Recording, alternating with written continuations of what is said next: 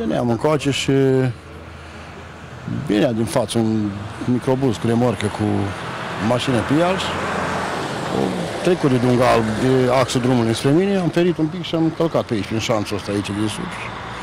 M-am dezlegat și m-am aruncat încoace. Mașina care e aici parcată în spate? Mașina cu... Oh, nu, au plecat.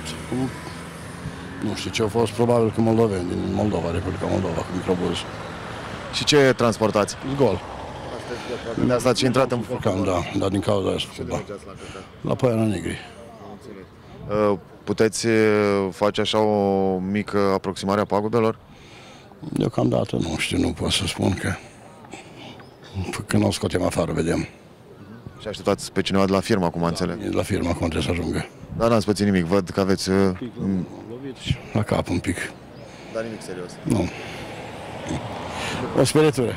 Ați auzit bubuitura? Da, eu eram în grădină, cu lacrimi am venit în ochi, zic, gata, iar e un accident, o decedat șoferul. Și când l-am văzut, mi-am revenit. Doamne, zic, bine că nu a murit șoferul. Aici sunt frecvent... Vreo 3 tiruri până acum, plus mașini mici. E un dezastru aici, e o catastrofă. Dacă nu se pune, din cauza zidului și drumului prea strâmb șoseaua. Când au făcut șoseaua aici, domnii de la calea ferată nu au fost de acord să lărgească șoseaua.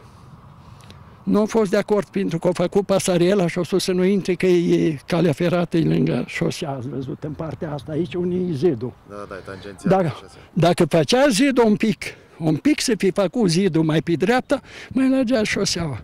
Așa e un dezastru aici. Au fost accidente și cu victime aici în curba asta? Ba da, au fost, nu, accidente, au fost oameni accidentați care au stat în spital. Răniți au fost, foarte grav. Acum, dacă șoferul de pe tir, microbuzul i-a tăiat calea. Exact s-o băgat pe banda tirului, pe stânga. Da, ne-a povestit. V-a povestit, da?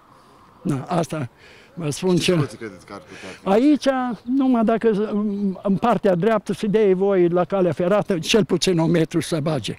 Și să marcheze, să pui niște camini la vedere.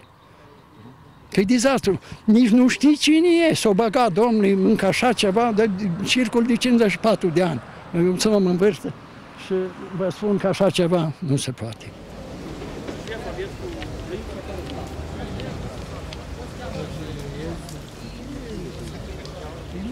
Dorina la mare, că a trimis la